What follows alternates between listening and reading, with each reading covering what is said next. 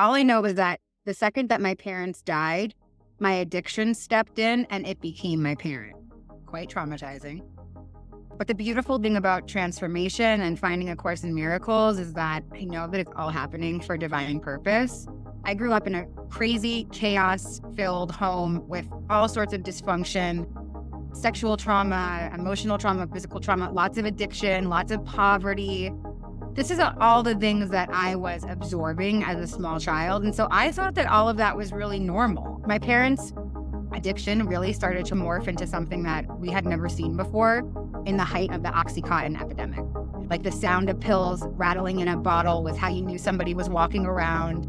And it was all very normal. They completed suicide with one another. They left these really short notes. They just basically said, take care of each other to me and my sister. Like, this trauma was so all-encompassing. The second that my parents died, my addiction stepped in and it became my parent. Today, I am interviewing Betty. She is a former addict, former trauma survivor, and she's had a near-death experience that led her to A Course in Miracle. I'm very much looking forward to this conversation today with you, Betty. So excited. I'm really, like, my spirit is all the way lit up, ready to shoot out of my body. Let's do it. Let's bring it on. Me too. I Yeah. I really love connecting with other women, with other spiritual women too. I love it. Yes, exactly. I love it. Amazing. Totally at home. Beautiful. So I feel because your story is just so inspiring and so empowering to so many people, I want us to go through a few levels of conversation. I definitely want to hear about your near death experience and then bring it into A Course of Miracles and how that's changed you, and also get really practical for our people so that they can really embody and apply what it is that we're teaching so they can experience their own shifts and transformations. So, if we're just starting at the beginning, I would love to know about a little bit about you before your near death experience and what happened during that near death experience that just changed you. Just, Yeah. yeah. Okay. So I'm going to preface it with a trigger warning because my life before my experience is quite traumatizing. But the beautiful thing about transformation and finding A Course in Miracles is that I know that it's all happening for divine purpose. So I'll just share that I grew up in a crazy, chaos filled home with all sorts of dysfunction, sexual trauma, emotional trauma, physical trauma, lots of addiction, lots of poverty, just a very challenging childhood, very challenging. And that doesn't mean that it was all super terrible. But no, it really was. It was a lot growing up. And my parents were both addicts and they were functioning for a really long time. They were functional addicts. We always had food, we always had clothes. Granted, all of those things were stolen, but we always had what we needed. No foundation. We moved once a year. We were always getting evicted. My parents didn't think that societal rules applied to them, so they never paid rent. They would steal from jobs and constantly get fired. And this is all the things that I was absorbing as a small child. And so I thought that all of that was really normal. I thought that it was normal to steal your neighbor's electricity with a long orange extension cord. I didn't know that you're supposed to pay an electric bill. And so my parents' addiction really started to just morph into something that we had never seen before in the height of the Oxycontin epidemic. Hmm. My parents were prescribed over 1,000 pills a piece every month. So there was always just our whole house was littered with orange prescription bottles. Like the sound of pills rattling in a bottle was how you knew somebody was walking around. And it was all very normal.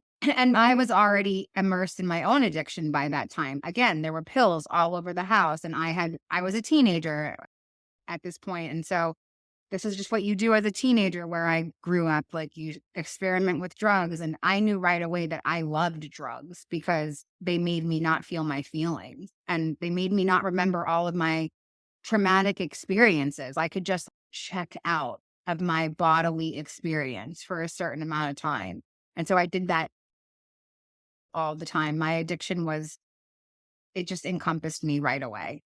And in 2007, my parents were facing another eviction. The lights were turned off. The gas was turned off. And they had just made a decision that they were sick and tired of being sick and tired and that they had to stop using drugs. And they did not know how to do that. So in 2007, my parents intentionally overdosed together. They completed suicide with one another. They left these really short notes. They just basically said, take care of each other to me and my sister. And like this trauma was so all encompassing. I don't have any words to describe what it was like, but all I know is that the second that my parents died, my addiction stepped in and it became my parent.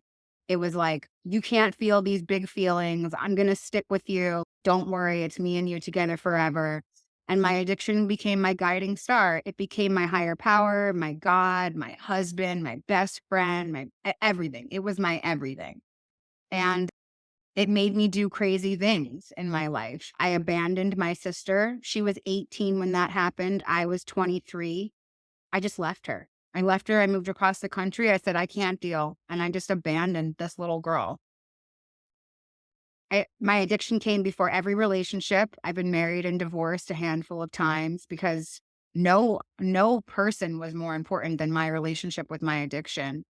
And in 2019, I had a drug overdose. Surprise, I took too many drugs. Who would have ever thought? I would have thought for sure. And I was always using to die, not like super intentionally. I just was using drugs in a way that I thought, if I die, no big deal. And I was a militant radical atheist because of all these traumatic things that had happened in my life, especially the death of my parents. The only thing that I knew about God was like the Bible. And I knew that it said somewhere in the Bible that if you commit suicide, you go to this place called the pit. And I could not imagine my parents suffering their whole human lives and then being damned to suffer for all of eternity. And so I just stayed hidden from God because that was easier for me. So when I experienced this overdose, I was told that I was wrong. Mm. And I was so pissed to be wrong. I'm probably the only spirit to make it to heaven and actually be mad. I was like, what? This is crazy. And there was a lot of different layers to my near-death experience. The first one was a life review. And I'm not just a person who experienced trauma in life. I'm a traumatized person who maliciously, intentionally traumatized other people. It was like my job to make other people as miserable as me. That's what it felt like. It literally felt like a job. I just wanted everybody to hurt as badly as I hurt. I wanted them to have a little glimpse in what life was like for me. And so I caused a lot of harm and I experienced that in my life review. I experienced it from the other person's point of view. And luckily the life review was only like 3 seconds, so it didn't last too long. But another part of the life review was I experienced my parents' suicide. I experienced it from their point of view. I felt the anguish, the pain, the ocean of despair that they were drowning in when they made this decision. And it felt like they thought that they were sacrificing themselves for their children. And it was just so overwhelming, the amount of pain that they were in. I felt like I was in hell. And I thought, oh, okay, I'm dead, right? I'm seeing my parents dying. I must be dead. And this is it. This is what death is. And then I started to hear these masculine voices, one of them being my father. So I knew the voice and I trusted the voice. And he just kept saying, you are worthy of all the love in the universe. You are worthy of all the love in the universe. And so I started to follow that voice. And that's when I landed in the light. I landed in the light. I was shown the details of my pre-birth plan. And just to reference A Course in Miracles, in lesson 158, it says the script is written. And in my experience, I was shown that the script is in fact written.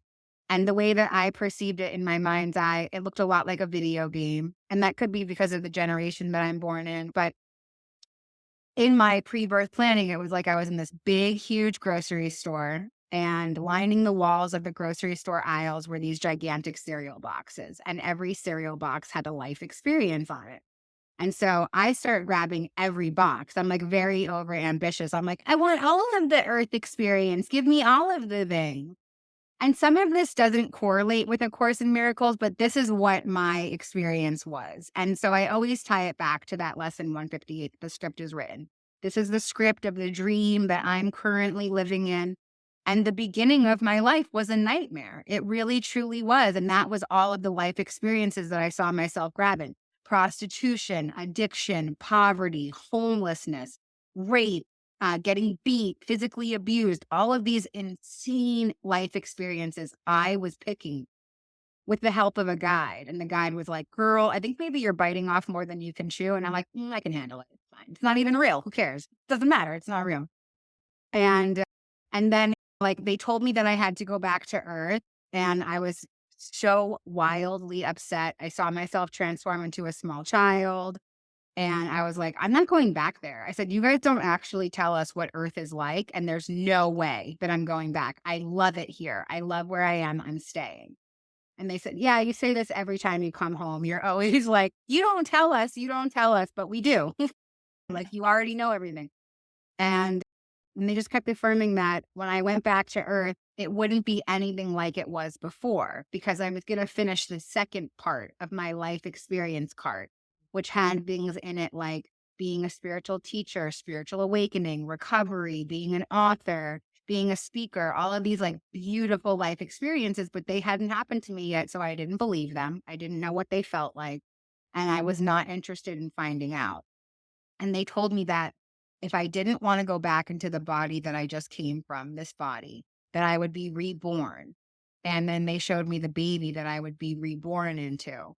And they showed me everything about her. And again, it looked like a video game. It was like a little avatar spinning around and then all of her stats and where she would be born, who her parents would be, her gender, her ethnicity, everything about her. And she was going to take on my life experience card on top of some of her own life experiences because of the family that she was being born into.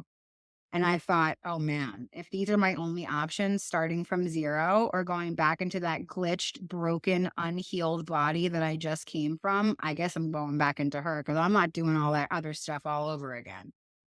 And my guides or the beings of light that I was encountering, they just told me that I was gonna have soulmates and kindred spirits and mentors and teachers and communities, and my life was not gonna be nearly as challenging as it was for the first part, and just to believe and trust them. And I was like, "I don't trust you guys. I don't know anybody who trusts you guys. Like, I'm not in a trusting place right now." And then I found myself back in my body, in my awareness. And I just wrote it off as drug induced psychosis because all I knew was that I took a bunch of drugs and then I thought I was talking to God. So it was all like it was unbelievable to me.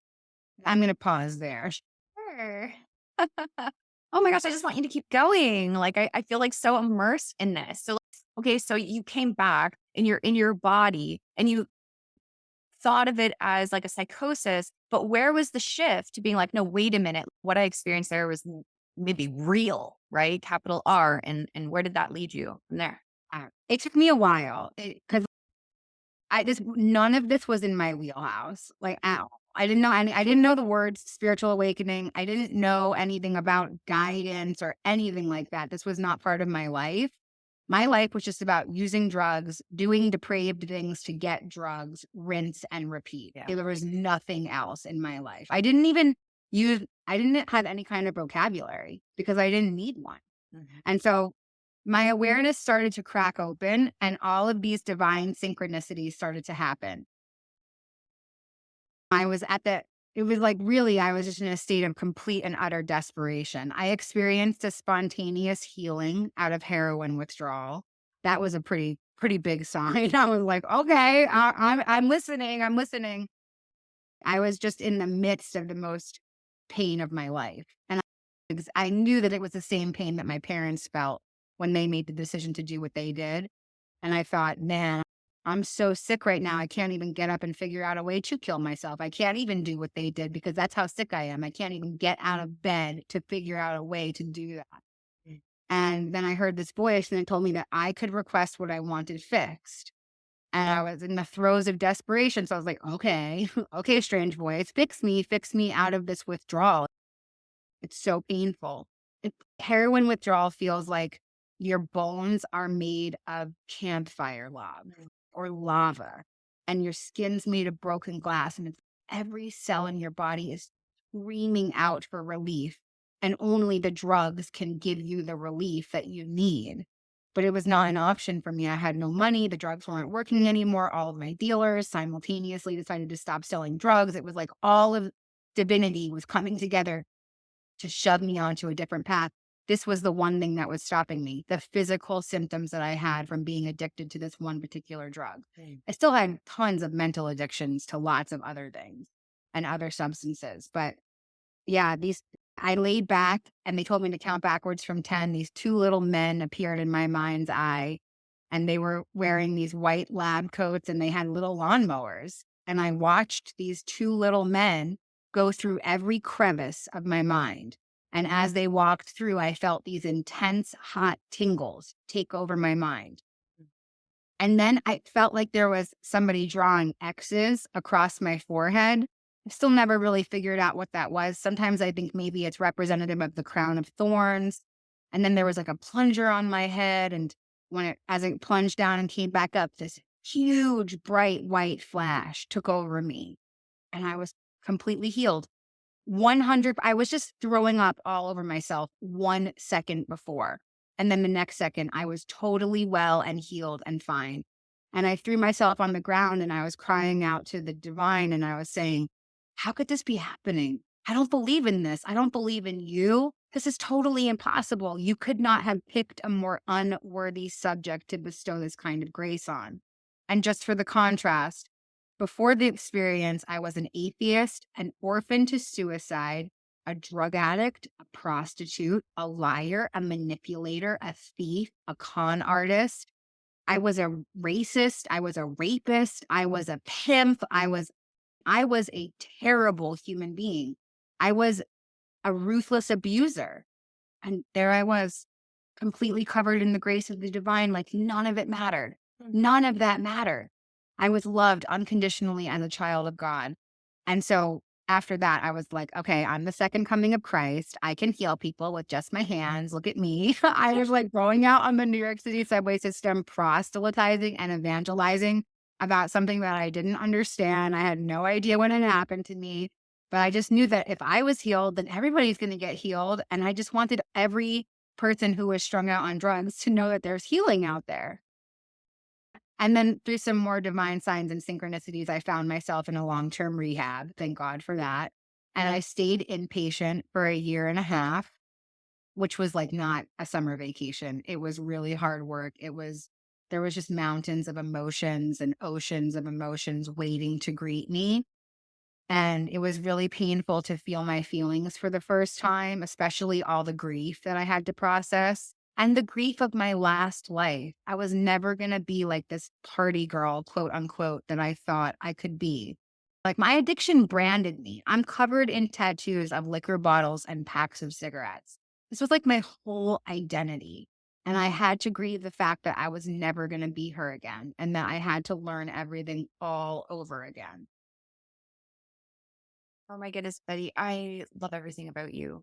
This is phenomenal. And I want to highlight something in this that you went from being what we can maybe say one of the most broken human beings that you can have to having this experience where you are totally healed. But at the same time, you are now given the support and the way and the means to process all those unhealed parts of yourself. And that is what I want to almost show to people that when we ask for the miracle and we surrender to that healing, it is given us instantaneously, right? Instantaneously. And our acceptance of that is the beginning of the unlocking of all the other miracles that need to come to clear us out. And you are an amazing demonstration of not stopping at the awakening experience, but to keep walking and keep shining light on the dark and keep uprooting all the intensity, like you said, the ocean of emotions that you didn't let yourself feel before because of choosing addiction instead. And this is just, it's if Betty could do it, anybody could do it. Anybody, if I could do it, literally anybody can do it. Really, truly. It's amazing. And I love what you're saying. Surrender is the key. Yeah. Surrender is the key. And reprogramming is the key. And that's what A Course in Miracles does. If you do the workbook lessons and you stay steadfast in them, your mind will truly be reprogrammed and you can start to welcome in a happy dream instead of living in a nightmare. Yes. Amen, sister. And so I feel like I have one question before we transition to the Course in Miracles stuff. Because when you had this near death experience and you're outside your body, you're in this life review, what conclusions did you make after that about life, about death, and about yourself? Were there new conclusions that were birthed out of this? Wow. Yeah, there was so many things that were going on in my experience, and I try to share them in a linear way. But at some point in the experience, it was like I woke up from a dream, literally. Okay. When you wake up from a sleeping dream and you're like, wow, that was weird. Wait, what happened? And you just can't even remember. It was the same experience in waking up in heaven. I woke up from the dream and I went, wow, that was weird. Wait, did my parents kill themselves? And that was the only thing that I could remember out of 35 years of life at that point in time. And I didn't remember worrying about how much I weigh or what I look like or is my hair good or what about that guy that said he didn't like me? None of that came with me. None of my everyday neuroses or like any of the problems that I have with myself or society and the world. None of that came with me.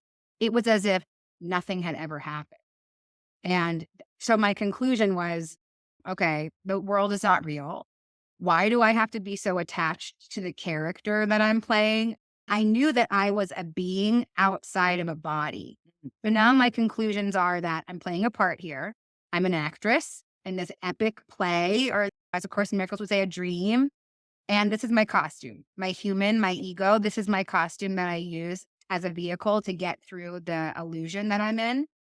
And I don't have to be a method actor. I do not have to take my role so seriously. Okay. I don't have to be like Daniel Day-Lewis in My Left Foot, like only doing the left foot. I don't have to do any of that. I can just come come into awareness, read the lines that I'm meant to read, experience this world for whatever it is, and just not be so attached to it. So basically, the big takeaway from my experience, yeah, is that this is not real. I know that with 100% certainty. This world that we live in is not real. And the workbook really, this book is the thing that gave me all the confirmation to the thoughts that I was having. I knew that I was inside of some sort of illusion. I knew that I was inside of some sort of matrix because how could all of these things be orchestrating themselves in the way that they were as my awareness was opening up more and more? And then when I found A Course in Miracles, it was just 100% confirmation. Yeah, I don't know what anything is for because nothing is real. Yes. And I love that simultaneously. It's like a lot of what it sounds led to your experience was the okayness of not knowing what anything is, present, dream life, and afterlife, capital L that never ends. And so I feel like that default into the I do not know is in part like part of your salvation, which is what the course says is our own. And I think what you're also pointing to is that when you get to that point of I do not know anything, nothing has meaning, my past is now gone, it doesn't lead us to nothing. It leads us to everything. And so it Yes. sounds like you've just unlocked through experience and willingness this portal to eternal life that you remembered is your true self that is just in a costume right now. That's it. And I feel like the Course in Miracles is most profoundly helpful when we come to that place of I do not know, but I want to know. And we know that we have an inner guidance system and allowing that guidance system to show up customized in the way that we need it, like your two little men going through your head and clearing it out. That's so holy to me.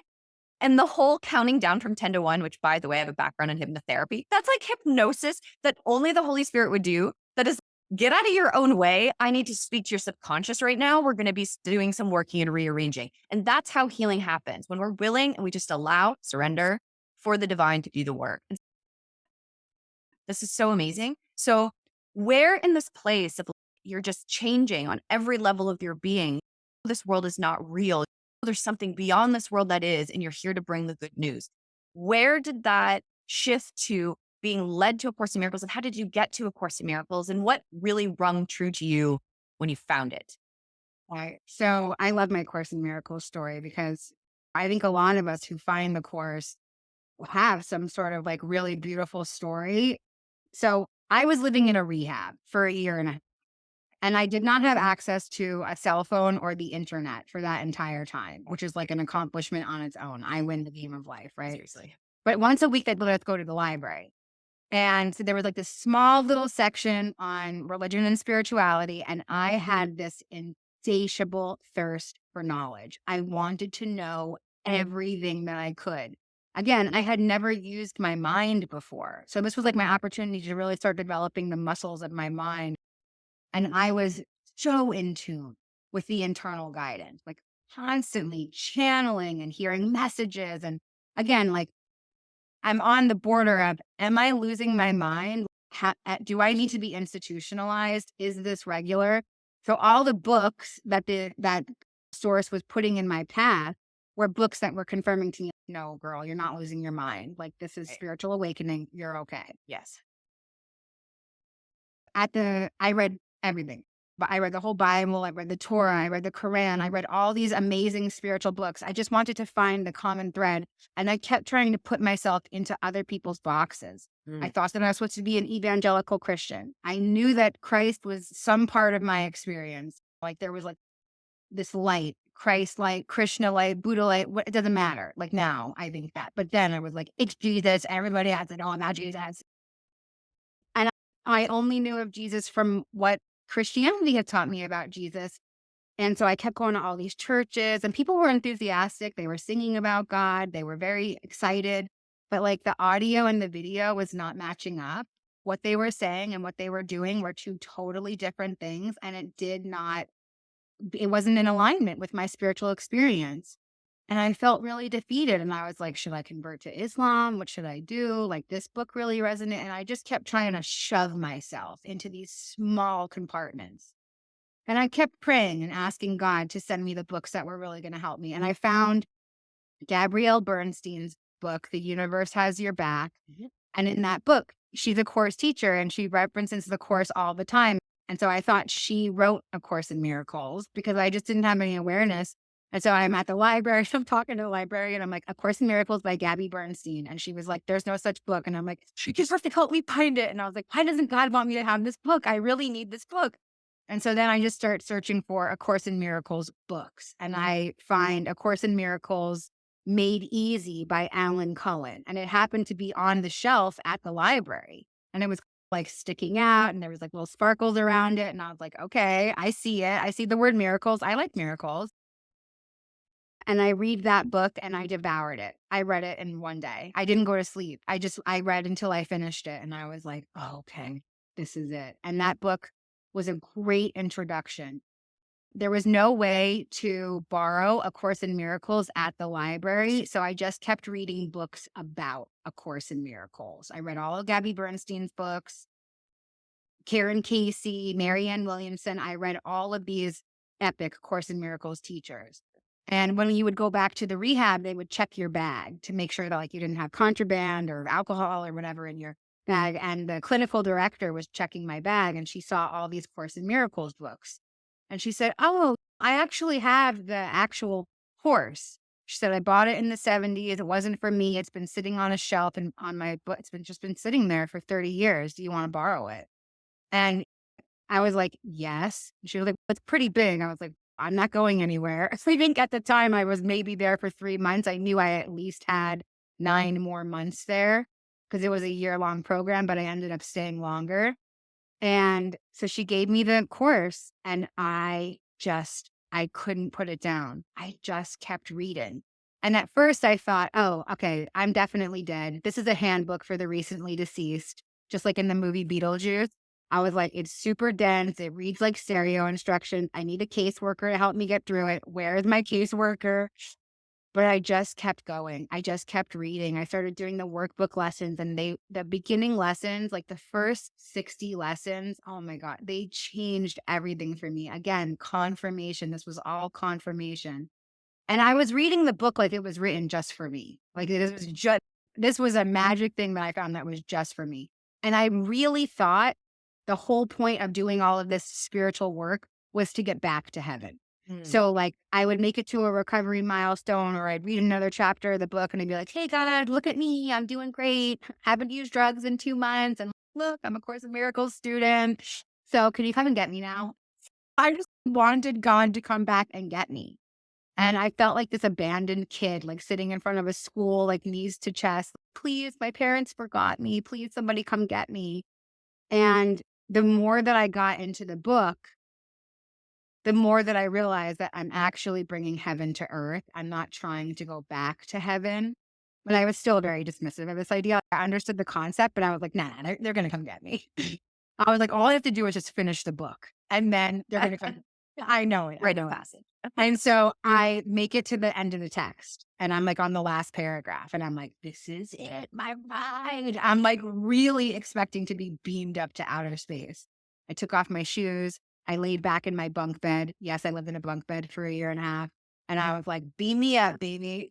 I made it to the last word and nothing happened. And I was wildly disappointed, but I knew that this was my path and I had a lot more information that was going to help me turn my nightmare into a happy dream.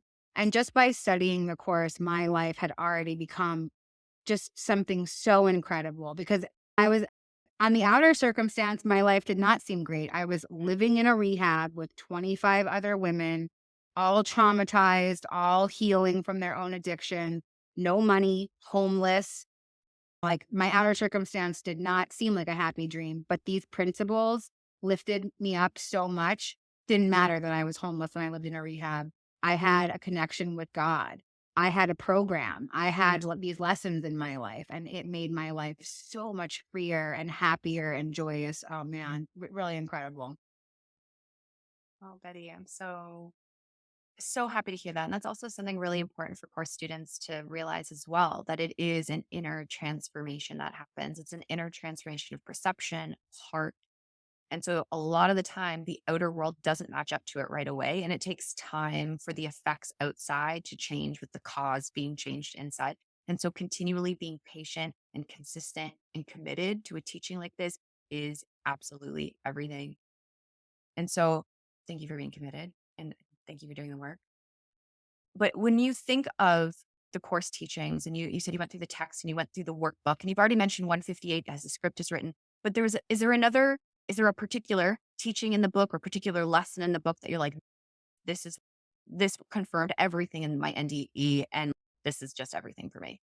Yes, there is. I have it open Of with me course. right now. Awesome. So in the workbook, in the second part, it's number 10, and the question is, "What is the last judgment?" And when I read this page, basically it says that the last judgment is that there is no judgment because there's no such thing as condemnation. And that's what this whole page talks about. It talks about the fact that there is no such thing as condemnation. Hello, I am living, walking proof that yes, there is no such thing as condemnation. And so this really helped me. And then also something that I really loved in the Course in Miracles, the manual for teachers, my favorite part of the whole book, probably because it's the most digestible, but my favorite part for sure, and the spiritual principles that a teacher has, like to develop trust, like the joy, the happiness, all of those things.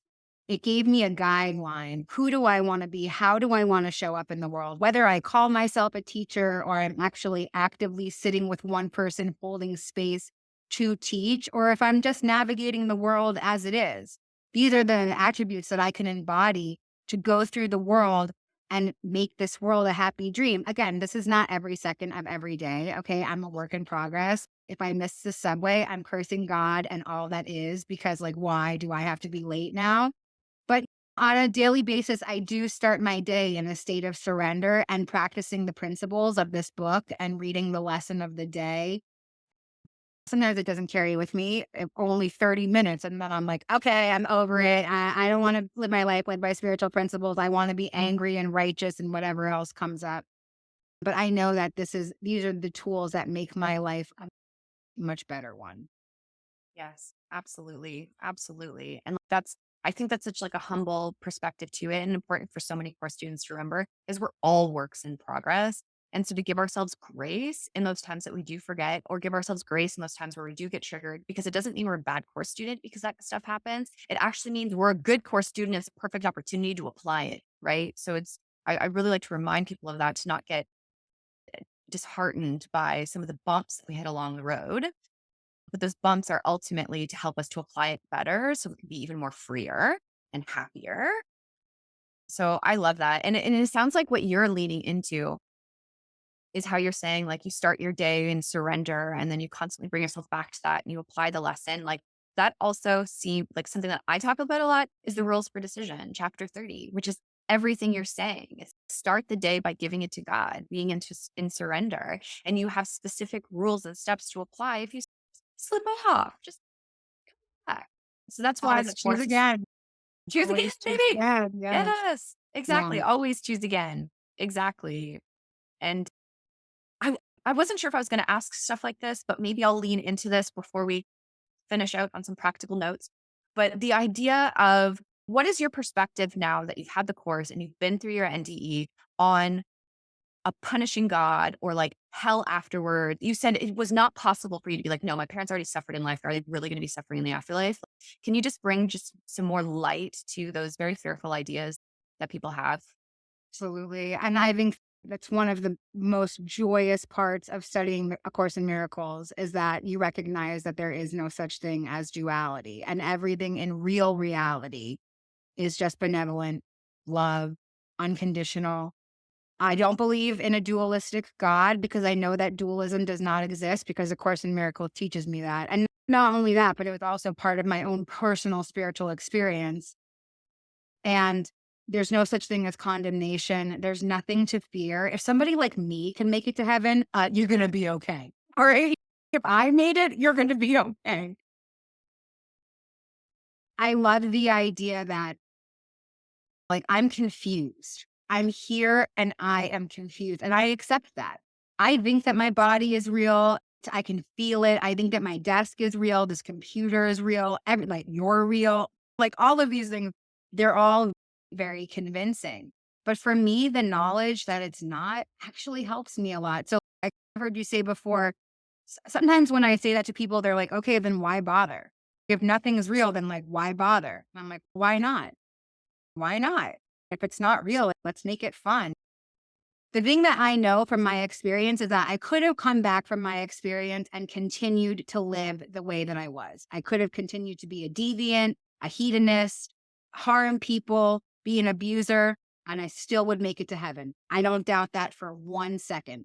Today, I choose to live righteously because it feels better.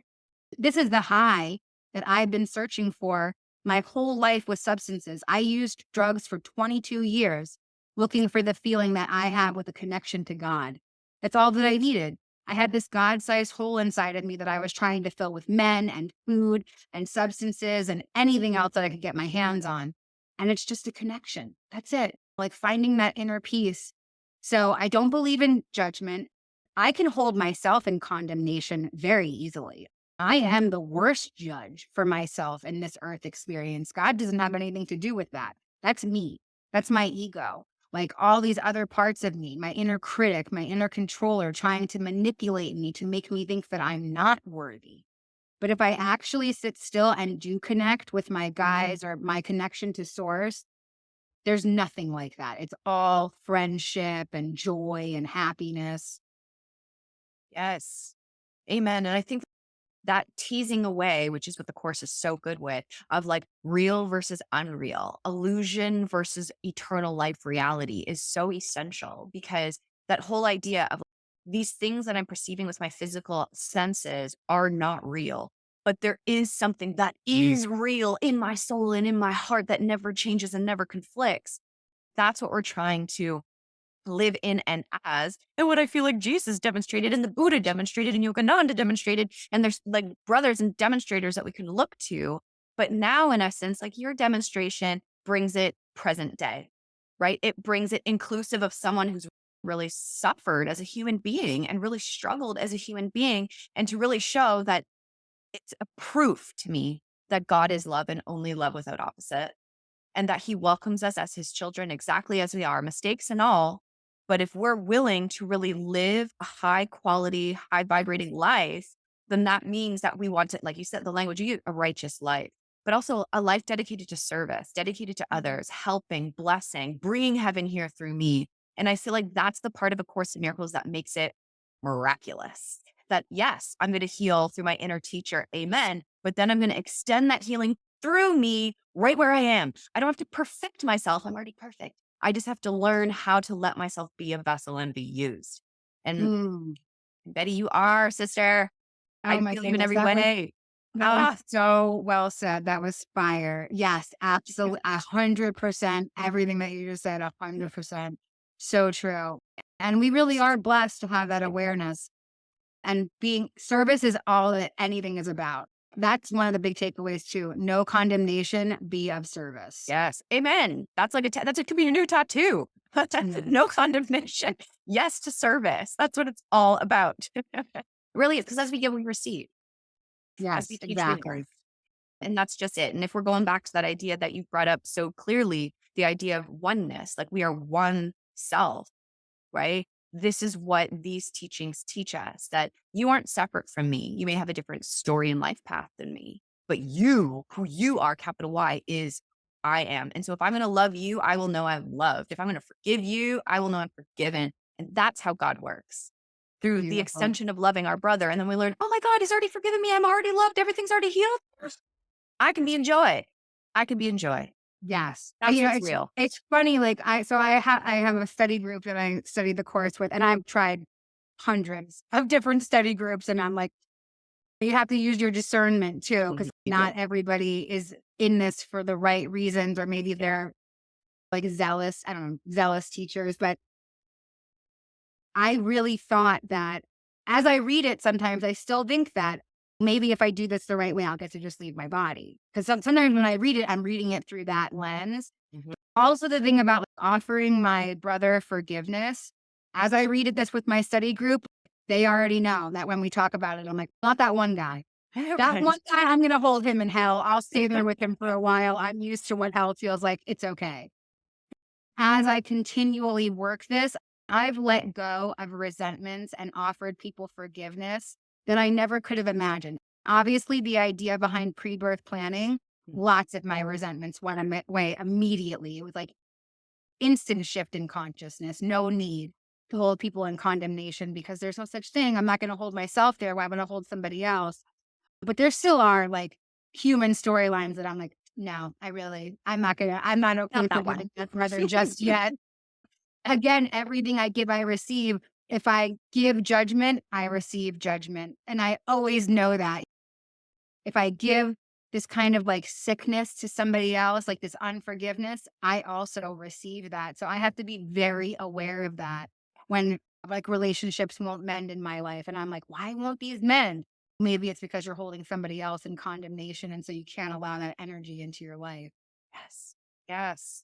Exactly. Amen. And that's why I think you're also tapping on, you haven't used the word, but you keep tapping on responsibility, right? Mm. That like the idea of even the life review, I've also had a life review that like my story, anyways, but like the idea of being responsible for choosing this and choosing this life, like to the spirit, that is so powerful and so healing. Like you said, it uprooted so much resentment and stuff with that one idea that you chose this. But to the ego, it's blame. The ego thinks it's a bad thing to be responsible and then it feels guilt and shame. Whereas the spirit goes, if I'm responsible, that means I can respond differently. That means that I have a power to see and act differently. That is empowering. That is miraculous. And so, this idea of being responsible for even the relationships, the things that happen in our life, that's the turning point to really having deep healing happen. So, in that line of things, are there particular, you've mentioned a few already, but like, are there particular like practices that you do that are non negotiable for you every day to keep you in the memory of everything that we're talking about that can maybe be helpful for new or relatively new course students? Yeah, absolutely. I think that everything is based off of the course for me, but maybe it's like a little bit different language that I use. I also practice the 12 steps in a 12-step program. So I've heard that A Course in Miracles is the graduate work to the 12 steps. I did it backwards, but I'm She'll grateful do. for all the tools. Mm. So one of the things that I do every morning, first of all, there's course quotes written all over my house. Before I Awesome. leave my front door, everything I give I receive is right next to the front door. Choose again is in the kitchen. Like, I step back and let him lead the way. That's also a very common theme in my life. One of the things that I do that I think is a great tool is I ask Source to remove my shortcomings, the things that hold me in bondage here in the human experience. Now, this is like 12-step and course mixed together. But the seventh step is you humbly ask God to remove your shortcomings. So every morning I wake up and I drink a liter of water as soon as I wake up, not because I like water, just because I want to get it over with. I know that I Yeah. need it. And I'm just like, please, let me just be done with this. But as I drink the water, I speak affirmation. First, I say a prayer. I step back and let him lead the way. Please remove judgment, conflict, defensiveness from my life today. Those are the things that really come up for me a lot. Like I'm very judgmental still. I'm trying, work in progress. And then I talk into the water with the spiritual principles to replace those things. So give me compassion, empathy, joy, acceptance, tolerance. And I don't know if you've ever seen this thing about that water holds memory, but this Japanese scientist did this experiment where he talks to the water, puts it under a microscope, and when you speak beautiful words to it, it turns into this amazing, majestic, like snowflake looking molecule. And when you speak words of hate to it, it turns into this dirty ripple effect. So I'm speaking these joyous, spiritually led words into the water. And as I drink it down, I feel like every cell in my body is vibrating with those words, with that intention. And so that's the first thing that I do. And again, like I said, if I stub my toe on the way out the door, maybe I forget all about my beautiful spiritual practice that I did 30 minutes before. But I am starting the day with that intention. I also wake up, I make my bed the second that I hop out of it. But before I hop out of bed, I say the Course in Miracles opening prayer. Nothing real can be threatened. Nothing unreal exists. Herein lies the peace of God.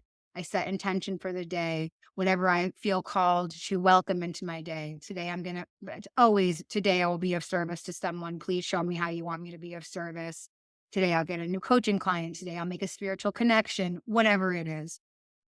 And those are like the tangible things that I do first thing in the morning. If I can get the first 30 minutes of my day rooted in a spiritual place, which like I've had to put Post-its on my phone that say, put this down and do your intention setting.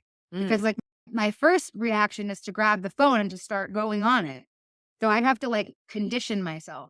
Spiritual discipline is so important. This is a gym. We're in a spiritual gym. Okay. Like I'm not going to walk into the gym and pick up a 500-pound weight. I'm not expected to be like some ascended master when I first open up A Course in Miracles. I have to lift the little weights every day. And it's about discipline and consistency. Those are the spiritual principles that the workbook helped me with the most because I'm in a spiritual discipline every day by doing the lessons. Oh, that's so beautiful, Betty. Oh my goodness. Amen. And I do something so similar to you, which is showing me like that is the way of the spirit. It confirms how Jesus says to set up your morning and set up your day through the A Course in Miracles. Like that decision in the morning, we cannot stress enough, is everything. It's everything. And so thank you for being so like humble and like consistent in your practice because it is something we have to be vigilant for. Jesus says, like, good students assign study periods. Like, it's really encouraged that we take responsibility for our spiritual practice. And I feel like that's where it's at. And I always tell that to people this isn't an intellectual pursuit. This is about an experience, a universal experience. And the only way to have that universal experience is to practice the tools that you've been given. And we've been given everything in the course. And my beautiful soul friend, I'm so grateful for this. Is there any final words here that are coming to your heart to express before we tie a beautiful bow on this I'm conversation? super grateful for this space. Thank you for what you're doing, introducing people to the course and just like holding space. I think that this book, one of the most transformative things in my life. And if it's not for you, the course even says that there's many pathways to this information. It doesn't have to be A Course in Miracles for you, but find something that really lights you up, that gets you excited to be in spiritual discipline.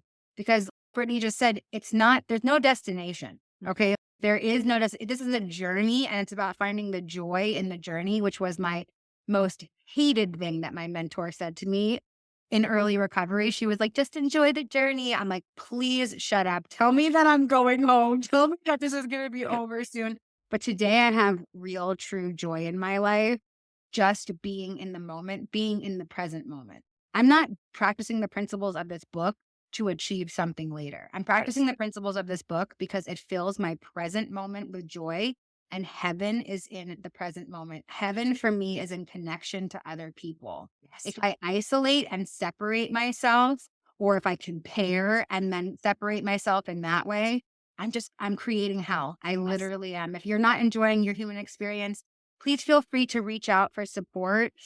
I'm a transformation coach, but even if you don't want personal mentorship, I know so many amazing spiritual communities that I would love to shepherd you to so that you don't feel alone in this journey. Yes, A Course in Miracles is a self study, but we're not meant to be alone on this journey at all. And there's so much support waiting for you out there.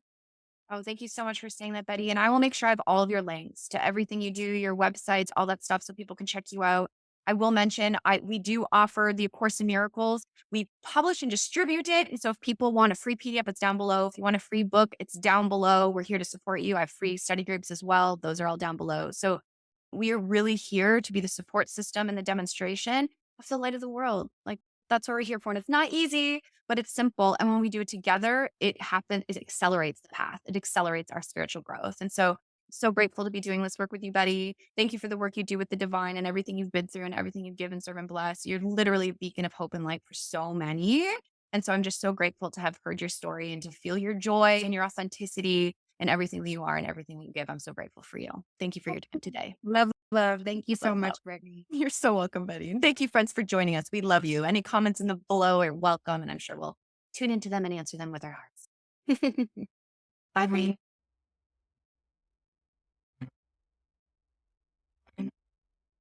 Bye.